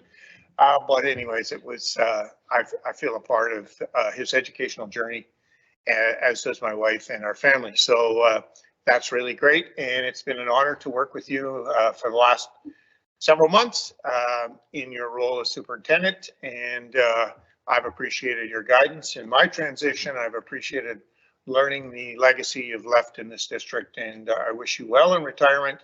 And remember, on the next snow day, you don't have to get up early. It will be somebody else that has to do that. So thank you very much, and for your work in the district and your years of service, and all the best. Thank you very much. And now on to Trustee Wilson, Marnie Wilson, please. Great, thank you. I know that we're all going to have some very nice things to say, and most people can speak more eloquently than me. So I just want to say that Superintendent Stewart, we've worked together in some very different capacities. Some more contentious than others, but it's always been respectful. And I just honestly want to thank you so much for your dedication to education, because no matter what capacity you're in, that has shone through. So 5.5 years in this role you deserve a nice rest. I hope all the traveling you do is great, and that you don't get a bug on your windshield. And I just also want to end off with saying thank you to all of our staff, students, parent groups for all of your hard work. Have a very Merry Christmas and get some much needed rest. Thank you. That's great. And thank you. And now Trustee Tony Ward, please. Am I on? Okay, there we go. Yeah, another tribute. I can't top Charlie's stories, but Gord, I would say you made it easy for a new trustee. We talk about onboarding and what we expect for new trustees, and somebody who came in this very new with not that educational background that a lot of you offer here, just as an average dad with 3 kids in the system, and entering in here, you made it easy. You're always available with a phone call or going for a chat or that type of thing. And so that I could discuss these other trustees. But I am looking forward, since you live not very far away, and my work is not very far away, my regular 9 to 5. So we'll go for a chat and we'll continue to discuss these characters. And anyhow, thank you very much. You did a stellar job, and obviously appreciate all the kudos that were given to you on behalf of staff. And I would just say the same thing, is I wish everybody a Merry Christmas and a Happy New Year and the best of the new season. Thank you. Thank you very much. And now on to Trustee Suzanne Perot, please. Thank you, Chair. So, Mr. Superintendent, we too have worked on multiple capacities and multiple conversations, but always go back to the same one. I'm a unilateral person. I sit on my track and away I go, and I took you with me. And I thank you for that. I thank you for hearing my heart, because my heart always came with the heart of so many others in our district. I never came representing myself. It was a very rare occasion you heard from me directly for me, but you always opened your door for the conversation for others. And it's been an honor and a privilege to walk with you and to work with you and to serve with you. This district has received a legacy that you're leaving behind because of your vision and how you continue to do your good work here. Speaking to, you know, what the presentations shared tonight, as fast as you can, as slow as you need. And that's really where we need to be in so much of our good work, wrapped around grace and patience. And you embodied that, and you called us to that, and you called us to heed to that, and in great wisdom and care. And that has been your strength, coming to the table with compassion and care and leading through that lens. And I think that was felt by many. And that leaves a hope in this district as you begin to depart from us and hand those torches over to our very capable incoming superintendent. And I thank you and I bless you in your work that you decide to do or not do, and your for future endeavors with your wife and the rest that you deserve. And yeah, bless your hands as you go. Thank you. Thank you. And now to Trustee Coburn, please. Go ahead, Trustee Coburn.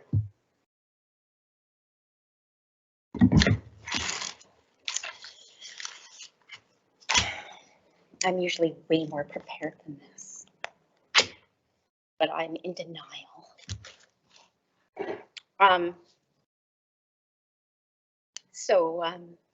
The conversations tonight, my friend, could not be more fitting.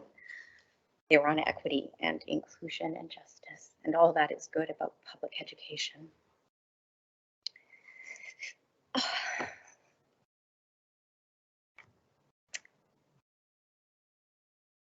You know, if you had told me 7 years ago that I'd be up here trying not to ugly cry in public over Gord Stewart, I would have laughed and rolled my eyes and said, yeah, sure thing.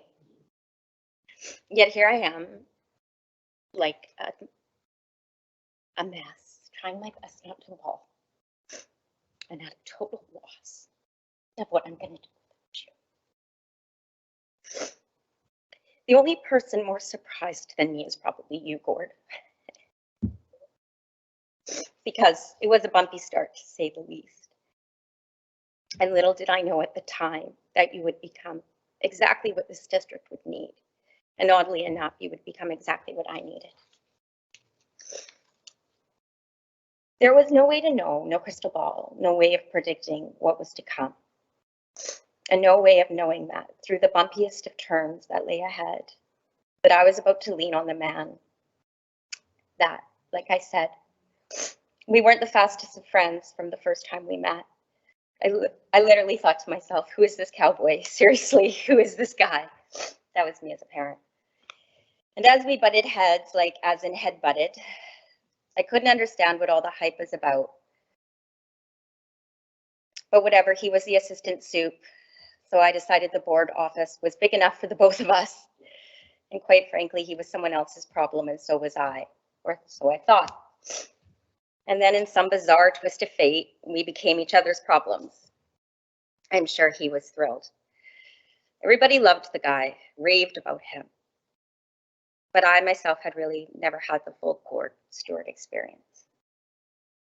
Trustee Fox pointed out, and others, I didn't have the experience as a colleague or a parent or as a student, but I was about to learn and experience firsthand what all the fuss was about, and more importantly, the why.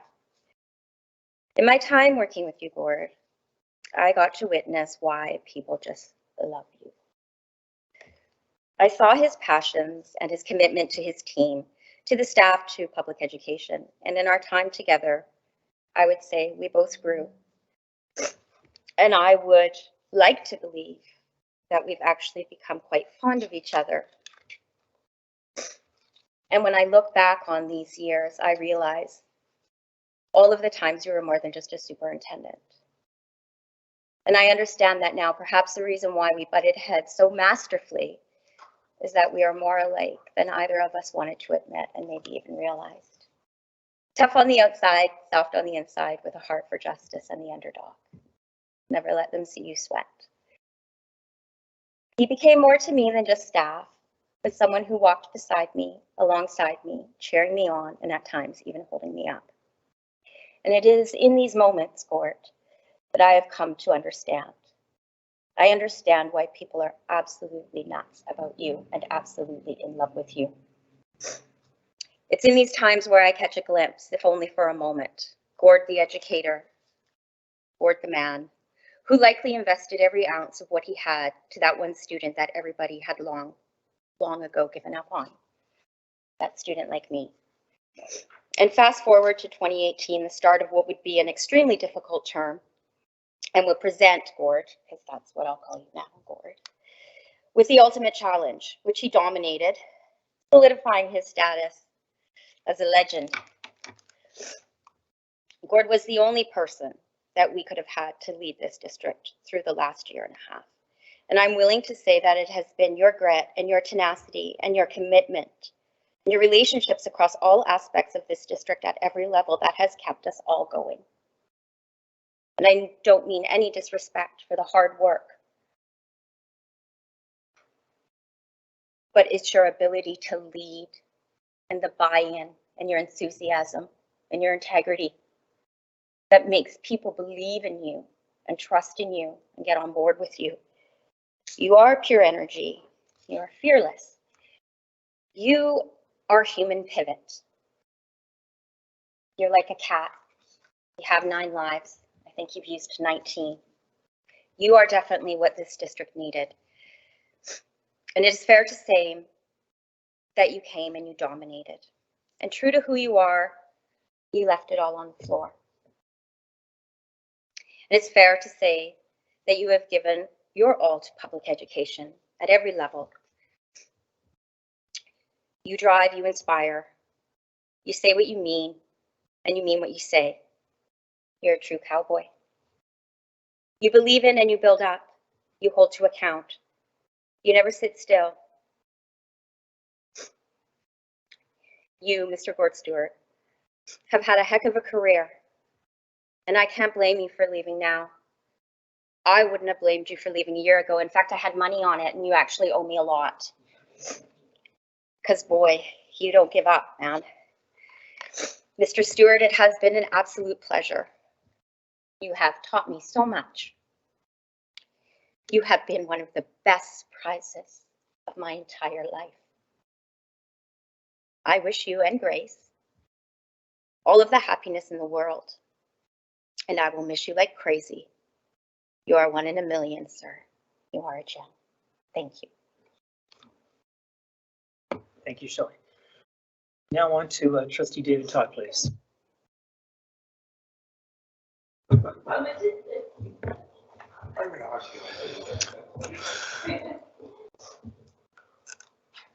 Gord Stewart, Superintendent, Langley School District.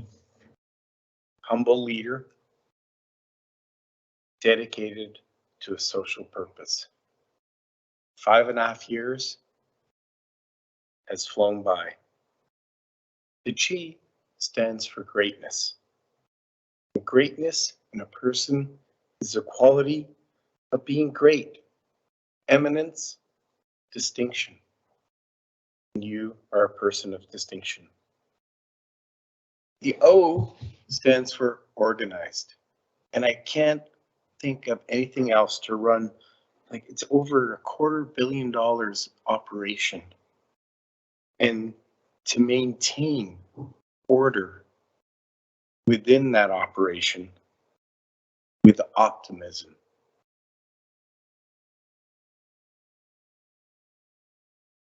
The R is for respectful. You've been a role model of decorum. Even during testy times when our board was struggling, you remained calm, respectful, and genuine throughout that process. The D is for difference maker.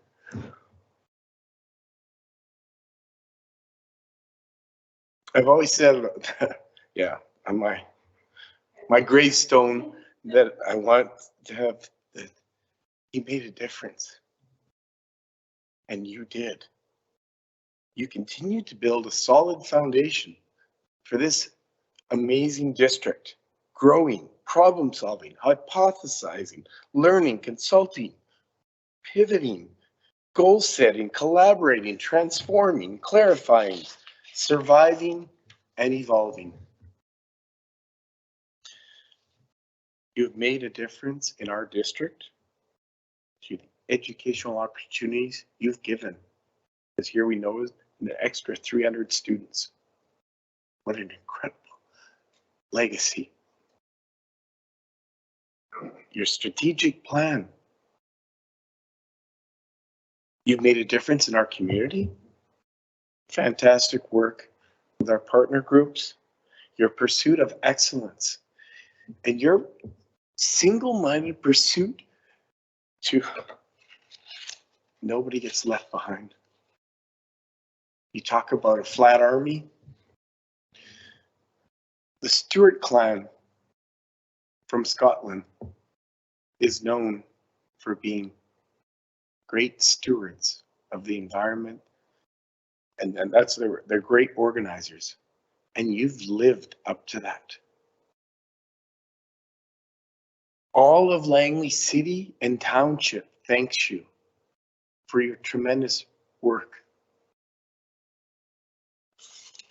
And now, as you depart, you're leaving a legacy with your daughter starting literally next month. What better way to go? In closing to you, Gord, leave as fast as you can and live as slow as you want to. Thank you. Well, I have a couple of comments, and I was thinking about what to say today, and you know, Charlie is just amazing. He's witty and what have you. So I had a couple of comments down here, so just bear with me if you will. You know, having been around here for a long time, I've seen a lot of superintendents, and really I have to say that you know, we've had a great one here, and I would have to say he's the best that we've ever had. And we've seen some great people walk through this place. I mean, really. And so your parents have raised you well.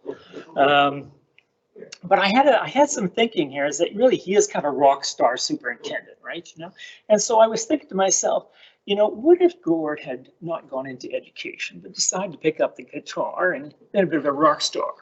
And so I was thinking about what songs he would have written. And so I was thinking some of Gord's greatest hits.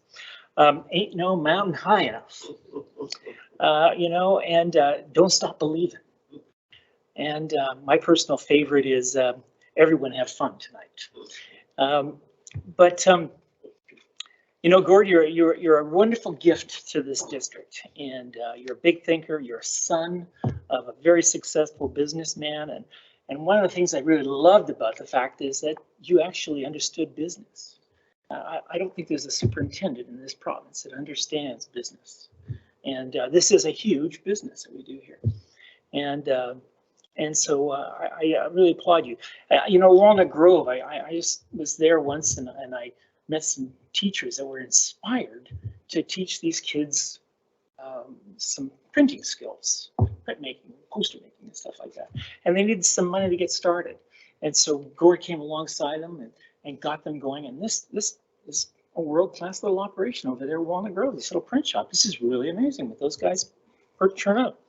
And in our district, he initiated the Idea Summit, and having all these grade 9s bust in to see their peers sell their wares, either come up with their ideas, share their ideas, and then sell them, and what have you. And the inspiration that was to so many in this district, again, world class. You know, the talent density that you brought. I mean, look at around the room here. All these people could go anywhere, and they choose to stay here because of you. Not because of me, not because of this board. It's because of you. And so I just really applaud that. And you know, the you know, the old thing about team, together everyone achieves more.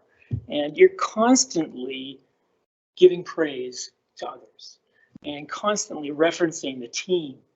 And I see it in the new leaders that are coming along aside, and they're modeling right after you. So you've modeled well, and you've raised them well as well. So you've never taken credit. You've always, you know, deflected the applause to others, and that really shows what a great leader you are. And I want to say thank you to Grace for letting us have you for this time. And so we're giving you back to her. And I'm kind of reluctant to do that, but I think that we don't have a lot of choice. So we've been selfish for a time. We've had you. We've enjoyed you. And, you know, I just want to say thank you for the love that you've left this district. You've loved your team. You've loved this district, and you've loved us. And we're a bit of a difficult people to love, and a challenge.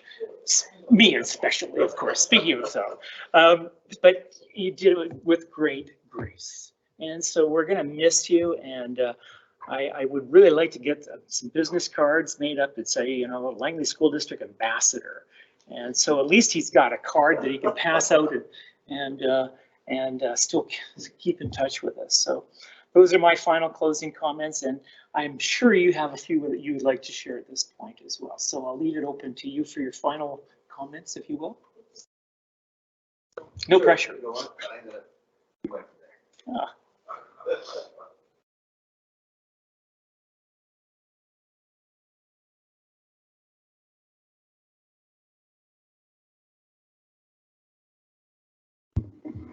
Okay, so yeah, I wanted to do it from here.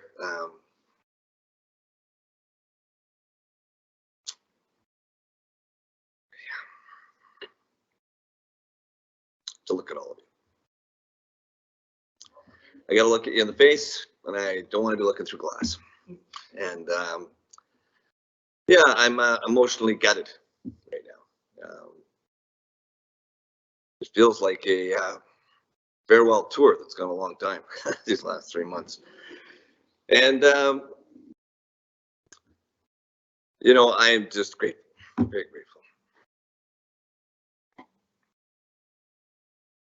I am grateful for my team that I will put against anyone in this province.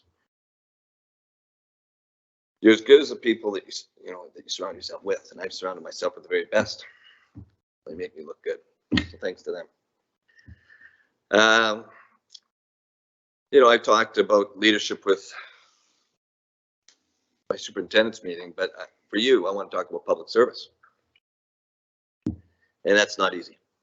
And the challenge of public service, it needs to draw people in. And I see so many challenges that you people face on a day-to-day basis that deter people from taking on this very good work that they need to. And I do have to thank you for doing it.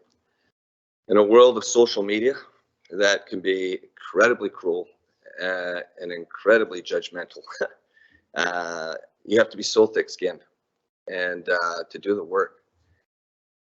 And resilient. And to stand up as trustees is very difficult. It is a place of 23,000 kids and all those families. And you know what? You've got to put the collective good at the forefront. And you're always going to have some people that are not going to be happy with that. You're going to have some of those own personal things you want that you're not always going to be able to have. And that's challenging.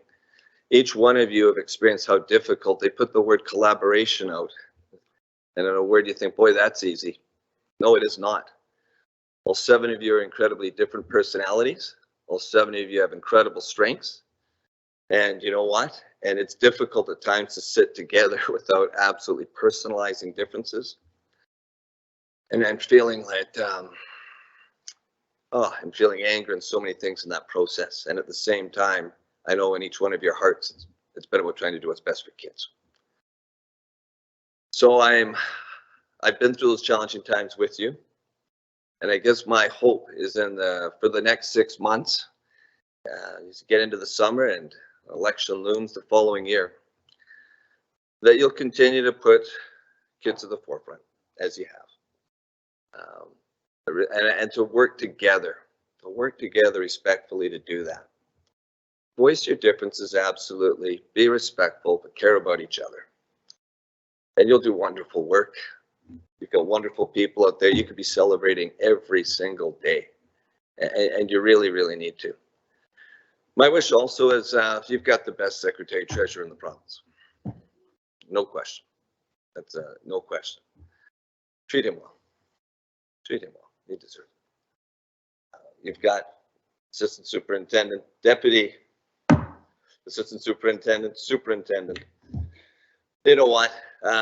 You've got the best. Assistant Superintendent Barry Bunyan here. You've got Marcello coming on, Elisa. You're not going to find better. I ask you to please treat them well. Please treat them well. And they're going to continue to do incredibly great work for you. I am thankful to this community. I've had 3 kids go through the system, and Charlie amongst them that has looked after them, and I'm grateful for that because my kids have been very, very lucky. I think Langley is the best. I've had no desire to go anywhere else, and I am so appreciative of the work of all staff, what they've done for my kids. I'm so appreciative for this community and their support for me, and I'm so very grateful for the work that all the staff and support that they've shown me over the years.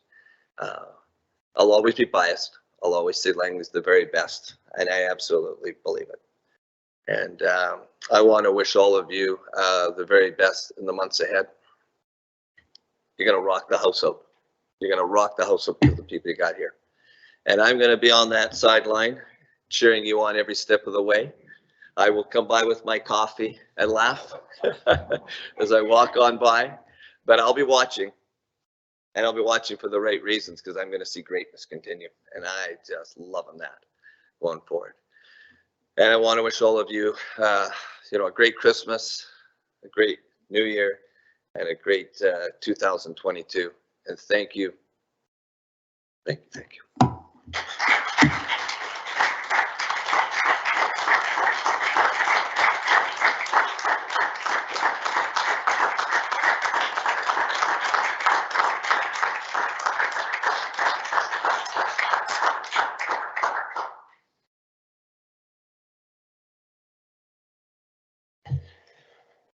Thank you for that.